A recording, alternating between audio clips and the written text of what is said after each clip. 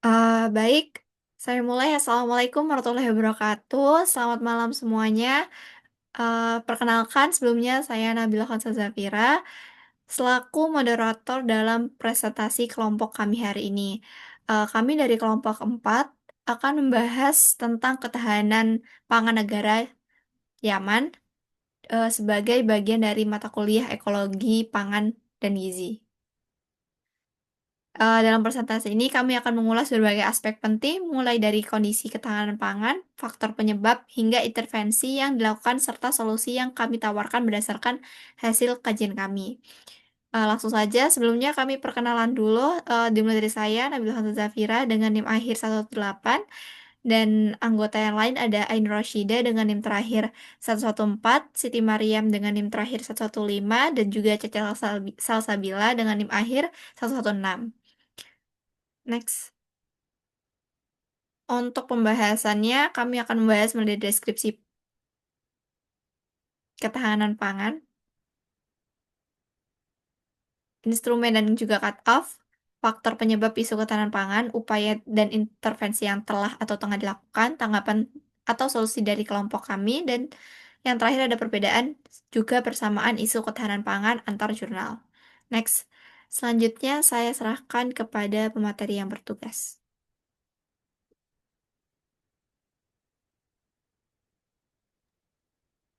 Baik, di sini ada deskripsi ketahanan pangan di Yaman. Jadi, Yaman sendiri termasuk 10 negara dengan ketahanan pangan terendah di dunia dengan peringkat 111 dari 113 negara pada 2022. Hampir setengah dari populasi Yaman mengalami tingkat kerawanan pangan krisis atau IPC fase 3, termasuk 1,2 juta orang mengalami kerawanan pangan kritis atau IPC fase 4.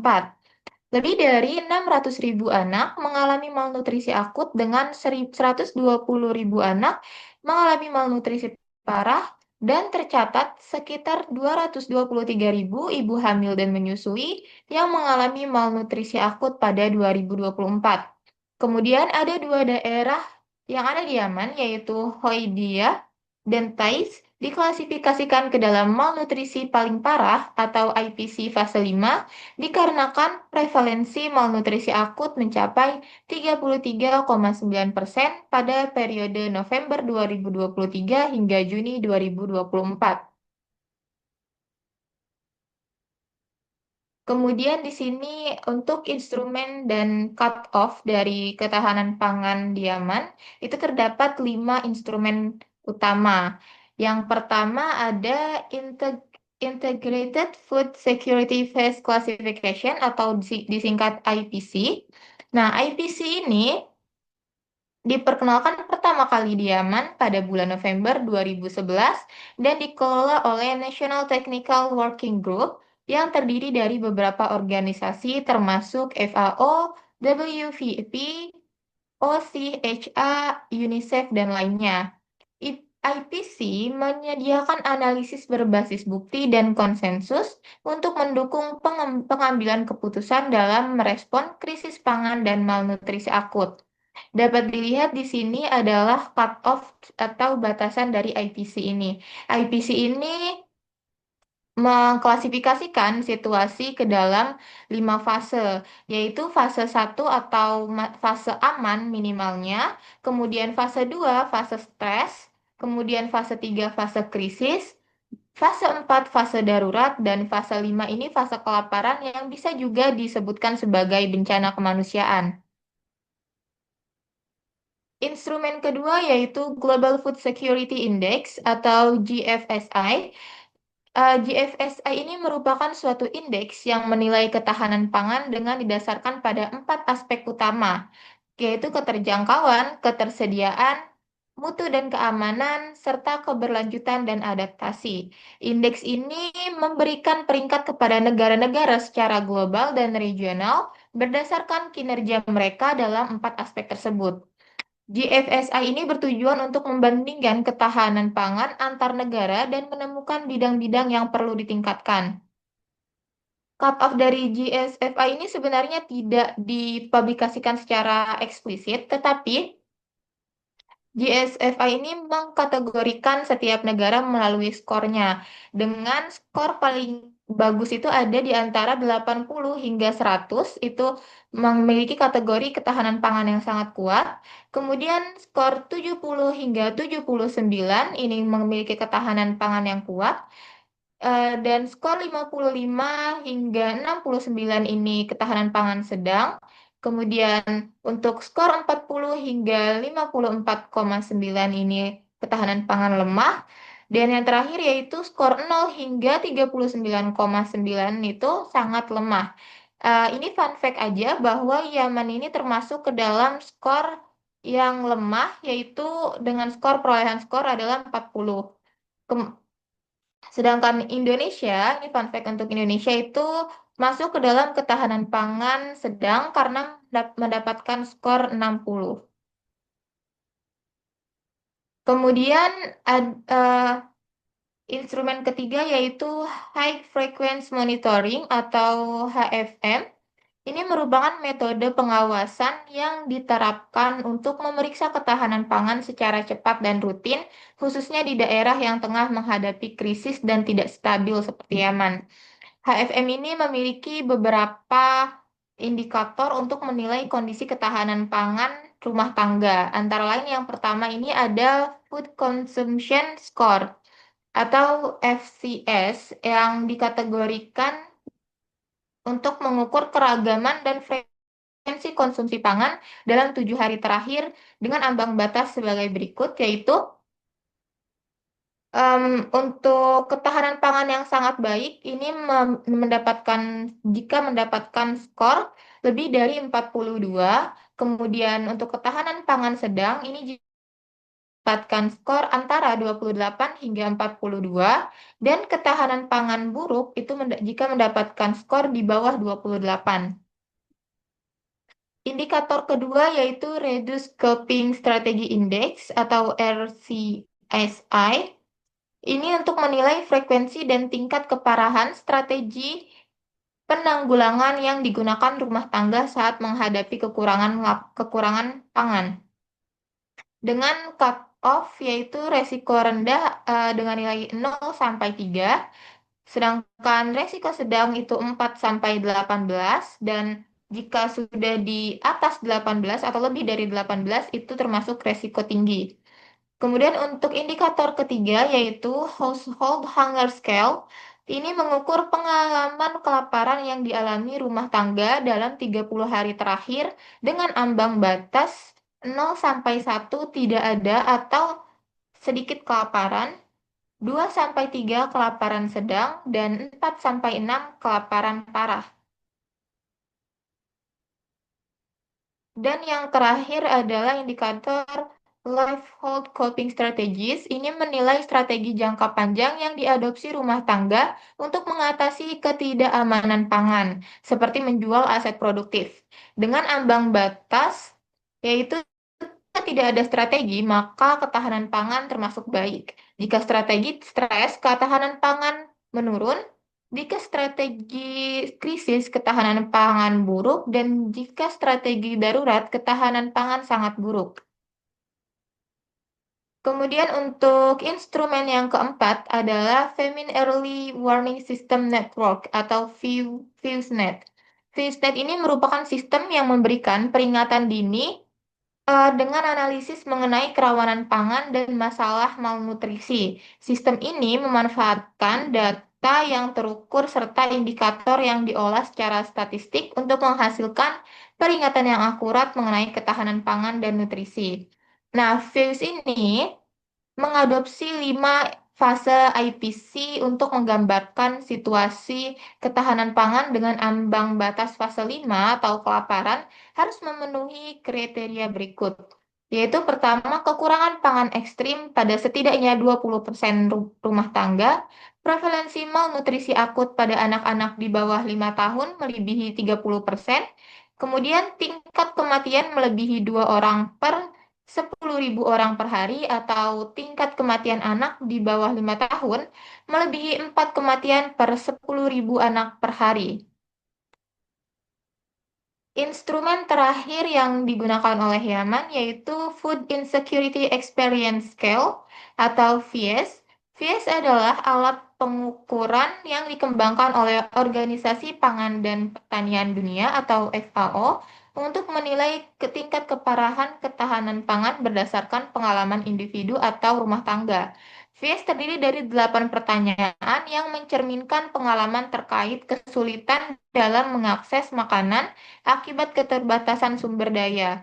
Setiap jawaban ya menunjukkan tingkat keparahan ketahanan pangan yang lebih tinggi. Skor total berkisar 0 hingga 8, dengan skor yang lebih tinggi menunjukkan ketahanan pangan yang lebih buruk. Karena itu di sini cut off-nya adalah jika jika mendapatkan skor 0 sampai 3 itu ketahanan pangan masih ringan. Jika mendapatkan skor 4 sampai 6 ketahanan pangan sedang. Dan jika mendapatkan skor 7 sampai 8 ketahanan pangan parah.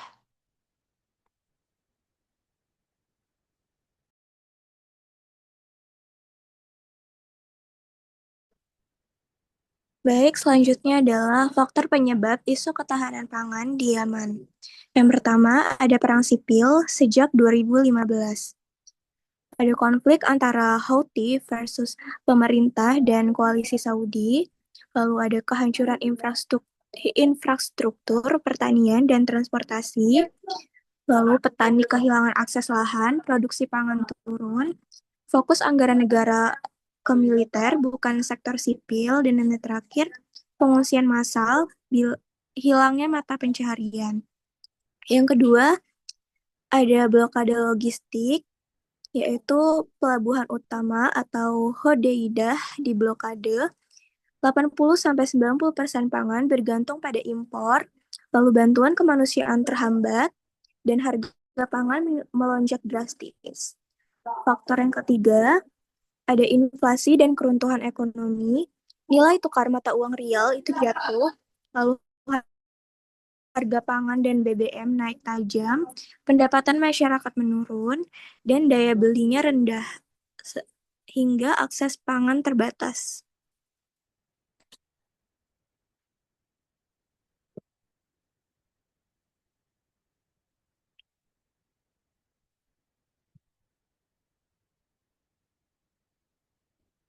Lalu, faktor yang keempat, ada kerusakan sistem kesehatan.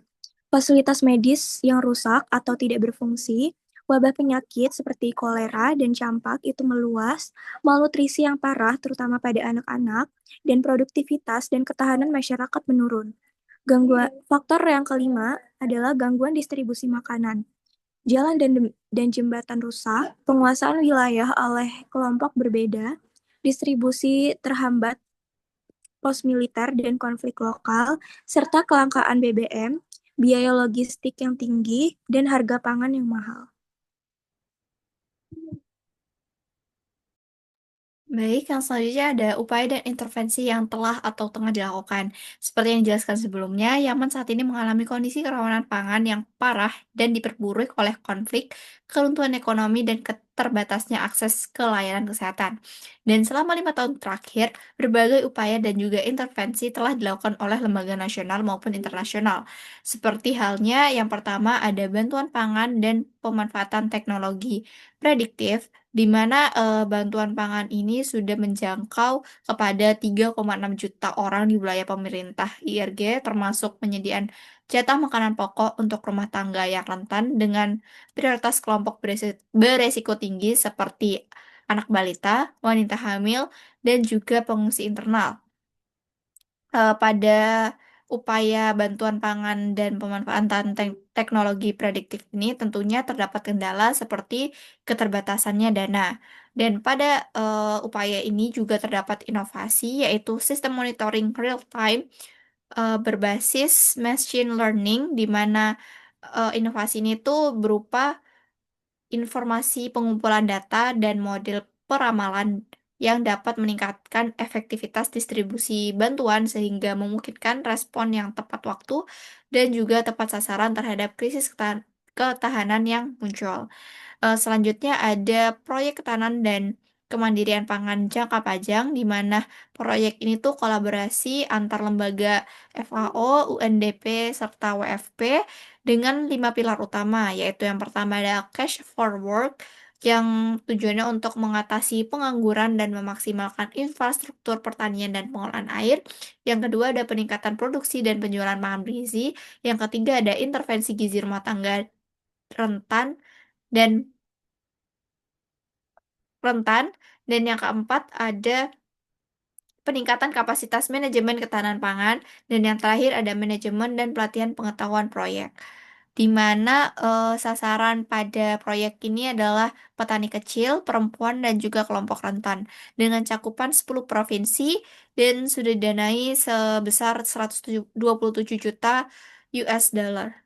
Dan untuk upaya selanjutnya ada rencana kesiapsiagaan nasional, di mana rencana kesiapsiagaan ini disusun oleh Yemen Partnership Group dengan fokus deteksi dini dan juga respon cepat krisis pangan, yang isinya mencakup mekanisme koordinasi, alur tanggap darurat, strategi, dan juga strategi pendanaan. Untuk pendekatannya sendiri menggunakan integrasi data, pangan, dan juga gizi lintas sektor. Next.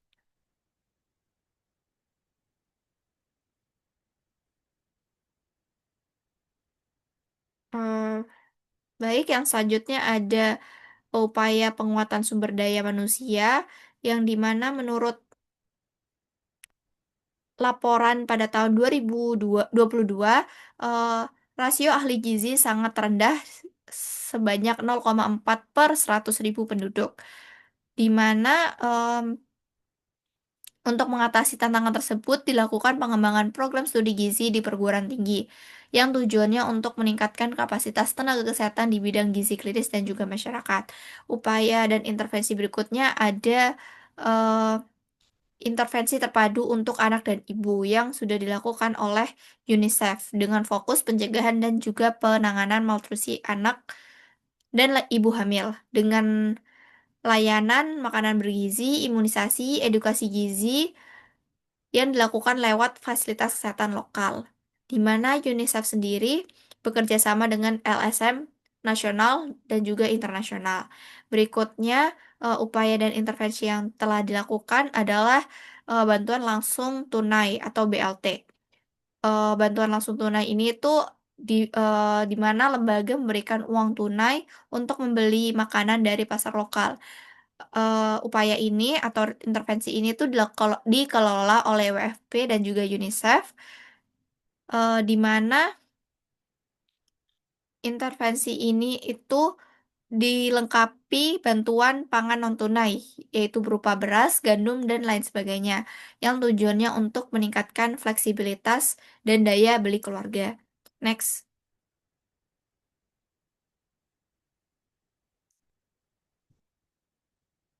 Baik, dari beberapa upaya dan juga intervensi yang telah dilakukan, menurut kelompok kami, upaya dan intervensi yang telah dilakukan tersebut sudah bersifat komprehensif dan juga mencakup aspek jangka panjang maupun jangka pendek.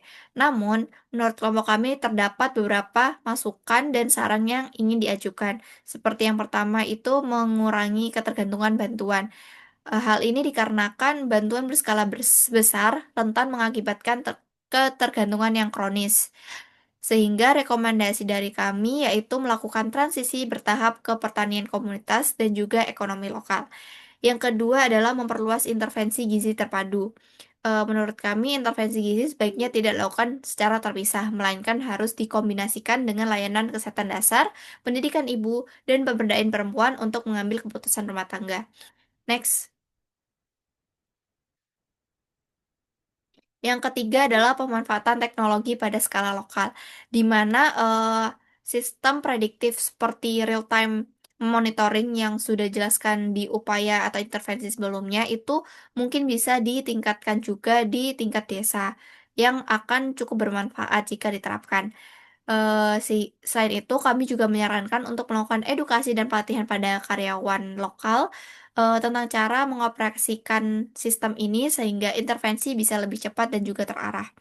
Yang selanjutnya adalah dengan membangun ketahanan dari hulu, di mana membangun pasar komunitas, pengolahan pasca panen, dan rantai pasokan lokal juga akan berkontribusi pada pengembangan sistem pangan yang tangguh terhadap guncangan ekonomi dan juga konflik, yang tujuannya juga untuk memperkuat sistem pangan terhadap krisis.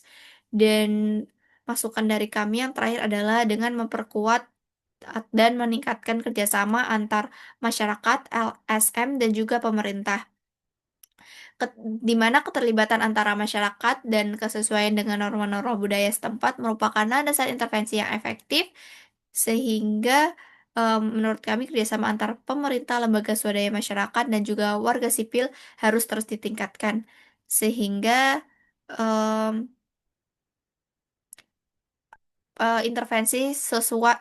intervensi dapat sesuai dengan budaya dan juga konteks lokal. Next.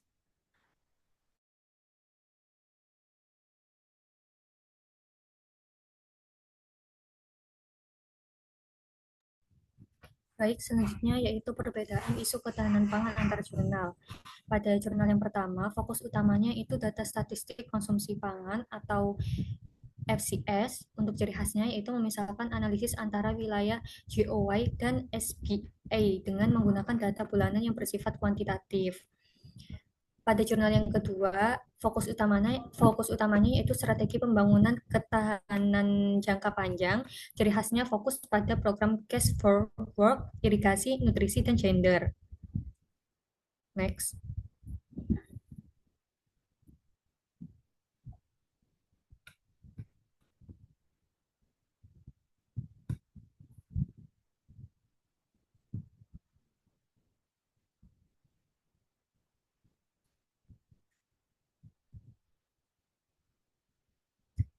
Pada jurnal yang ketiga, fokus utamanya yaitu sistem respon ciri krisis nasional, dan ciri khasnya itu fokus pada pengaturan koordinasi sistem peringatan dini serta prosedur operasional saat terjadi keadaan darurat.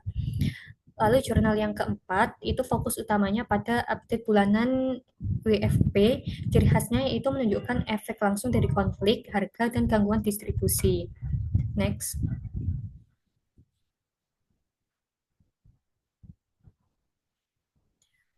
Jurnal yang kelima yaitu fokus utamanya tentang evaluasi triwulan kondisi pangan.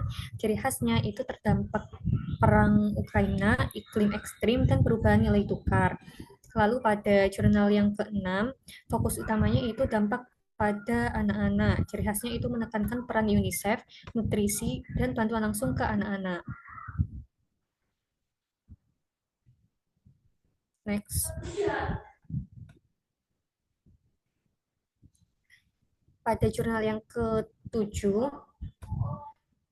fokus utamanya yaitu metodologi klasifikasi PIN atau People in Need. Untuk ciri khasnya itu fokus pada bagaimana angka People in Need ini dihitung secara teknis. Jurnal yang ke-8, fokus utamanya pada peran FAO, WFP, dan UNICEF. Ciri khasnya itu memaparkan upaya dan hambatan lembaga internasional di lapangan. Next.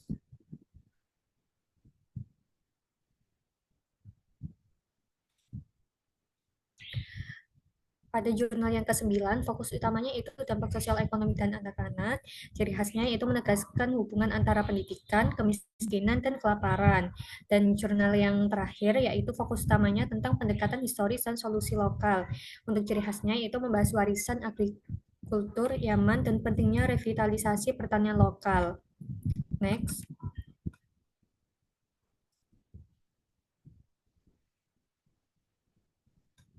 Selanjutnya yaitu persamaan isu ketahanan pangan antar jurnal, di mana dilihat dari aspek penyebab utama krisis pangan, semua jurnal itu mengidentifikasi konflik yang berkepanjangan, krisis ekonomi, serta blokade impor, terutama dari Ukraina dan Rusia mengenai gandum yang menjadi faktor utama penyebabnya. Dari aspek kelompok paling terdampak, anak-anak, ibu hamil, dan menyusui, serta para pengungsi internal itu merupakan kelompok yang diperhatikan. Jurnal yang diterbitkan oleh UNICEF dan COAR menyoroti dampaknya pada anak-anak yang ditunjukkan melalui tingginya tingkat malnutrisi. Next.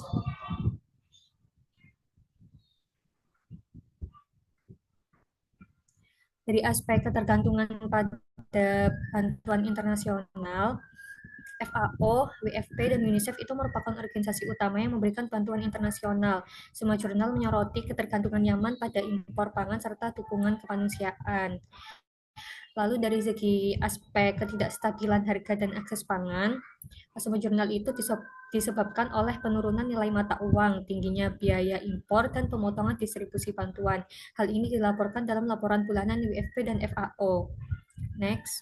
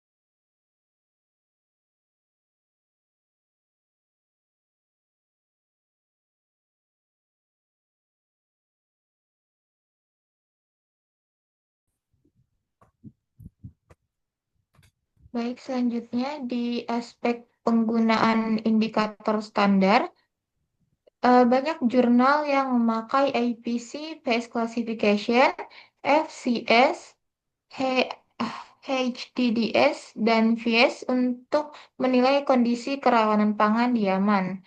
Kemudian rekomendasi utama yaitu perlu peningkatan resiliensi lokal seperti dukungan terhadap produksi pertanian lokal, penataan sistem irigasi, dan penguatan logistik di distribusi bantuan.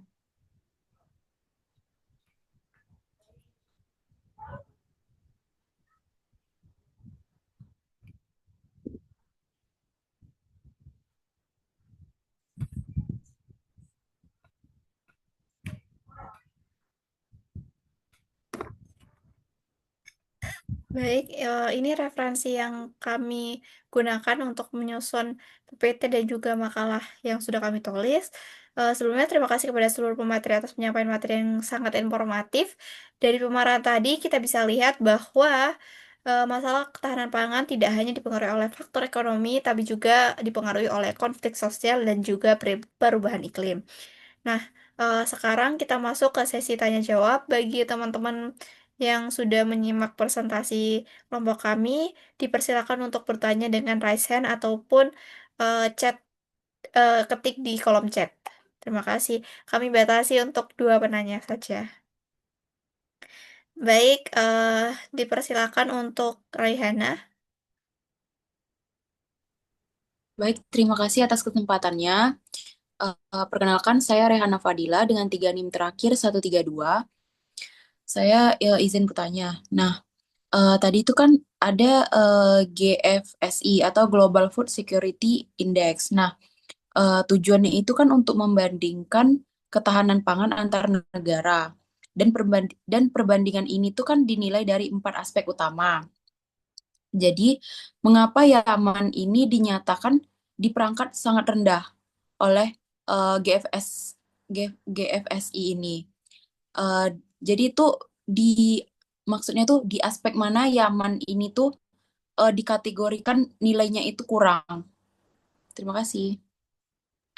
Baik, Baik, sebelumnya kami tampung dulu pertanyaannya. Selanjutnya dipersilakan untuk Ardelia. Baik, terima kasih atas kesempatannya. Di sini saya akan menanyakan Dari sekian banyak upaya dan intervensi yang telah dilakukan, manakah yang menurut kelompok kalian itu memberikan dampak yang paling signifikan terhadap peningkatan ketahanan pangan di Yaman? La- Di Yaman. Lalu mengapa kalian memilih upaya tersebut? Kar- Memilih upaya tersebut. Terima kasih. Baik, terima kasih atas pertanyaannya. Mungkin kami diskusikan dulu dan setelah itu kami jawab.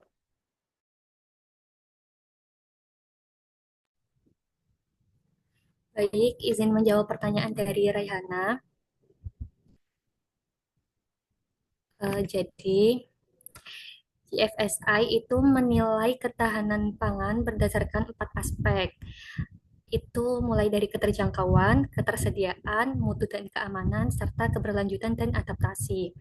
Yaman menempati peringkat 111 dari 113 negara pada tahun 2022, yang artinya sangat rendah. Hal ini terjadi karena Yaman memiliki kekurangan signifikan di 4 aspek, terutama dari aspek keterjangkauan itu karena inflasi, krisis ekonomi, dan jatuhnya nilai tukar membuat daya beli masyarakat sangat rendah. Lalu dari aspek ketersediaan, distribusi pangan di Yaman itu terganggu akibat perang, infrastruktur rusak, serta blokade logistik. Lalu dari segi mutu dan keamanan, tingginya angka malnutrisi dan keterbatasan akses ke makanan bergizi itu menunjukkan mutu pangan yang sangat buruk. Dan dari segi keberlanjutan dan adaptasi, ketergantungan pada bantuan dan impor pangan tinggi, serta lemahnya sistem produksi dan distribusi lokal menunjukkan rendahnya adaptasi jangka panjang terhadap krisis.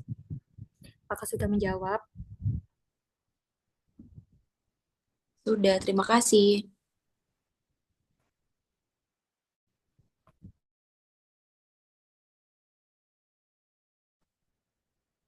Baik, selanjutnya saya akan menjawab pertanyaan dari Ardel. Eh, dari seluruh intervensi kami, program proyek ketahanan dan kemandirian pangan, FAO, UNDP, dan WFP sendiri itu dinilai paling signifikan. Mengapa?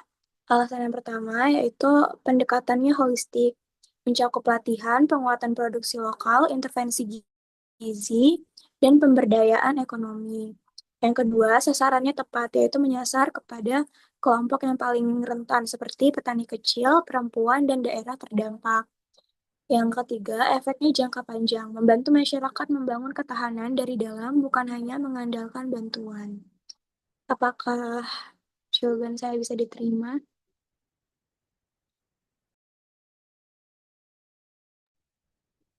Sudah, terima kasih. Sama. Baik, terima kasih atas partisipasi kepada teman-teman yang sudah bertanya. Eh, Pertanyaan dari Ardel tadi sudah menutup dari sesi tanya jawab pada malam hari ini. Sebagai penutup, kami berharap presentasi ini bisa memberikan wawasan baru tentang pentingnya memahami ketahanan pangan dari berbagai perspektif ekologi dan juga sosial. Eh, saya selaku moderator memohon maaf apabila ada kesalahan kata atau penyampaian dari kelompok kami. Sekian dari kelompok 4. Wassalamualaikum warahmatullahi wabarakatuh. Assalamualaikum Waalaikumsalam warahmatullahi warahmatullahi wabarakatuh. Dah, dah, NNN.